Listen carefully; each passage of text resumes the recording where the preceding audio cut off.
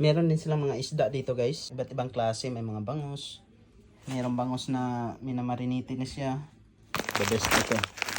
What's up guys? Welcome back to my vlog, Elmer Pals, Buhay Switzerland. Musta po kayong lahat dyan? Sana po ay okay. Today's vlog po ay tayo ay pupunta po sa Asian store, which is kung ang may-ari ay Pilipino. Tinatawag po dito ay Mabuhay Store. At habang naglalakad po tayo, akala ko ay maabot po ako sa pusit-pusit na yun na pandilig ng halaman. Hindi pala. So yan po talaga pag summer, dinidiligan po nila ang damo. Ang nakaganda doon sa store na yun, kasi halos Philippine product po ang nakadisplay. Siyempre, paborito ng mga Pinoy.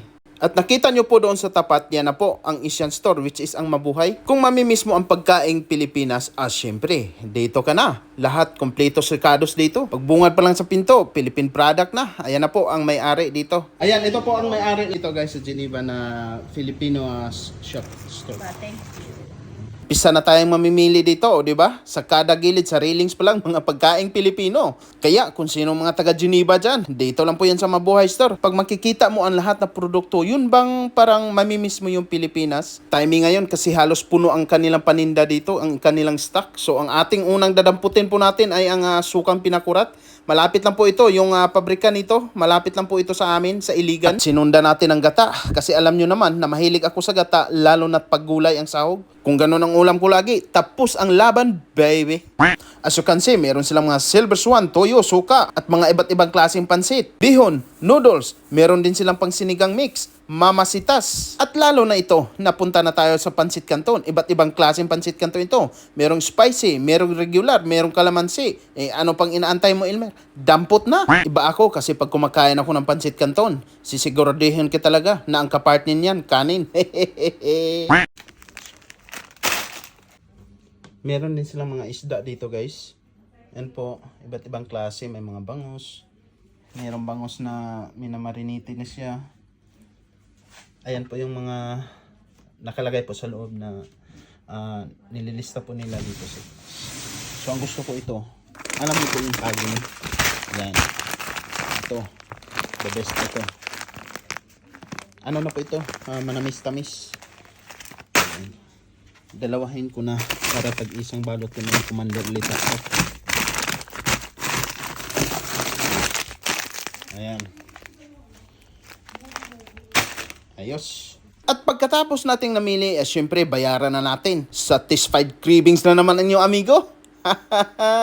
Ito ang nakaganda. Pag nasa city ka, basta't may mga Filipino food, agaran makabili ka. Ilan ang sabaw? Dalawa. Ilan pansit canton? Anin. 2, 6. 5, 6. Tapos ito. Ito. Tapos 430. Yan. Okay. Ayan. Ano bayad mo, card? O Card. card?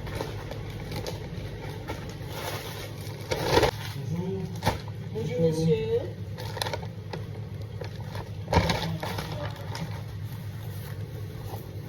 Oui, vous cherchez. Vous avez bien à 95 centimes.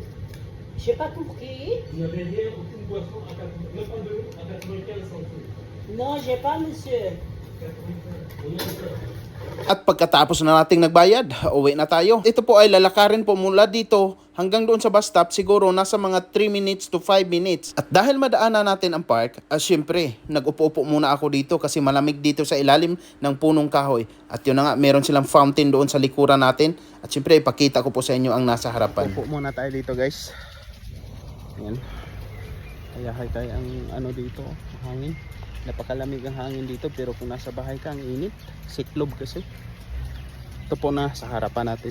O, di ba? Napakaaliwalas at mahalimuyak ang hangin. At bukod pa niyan, sobrang tahimik pa.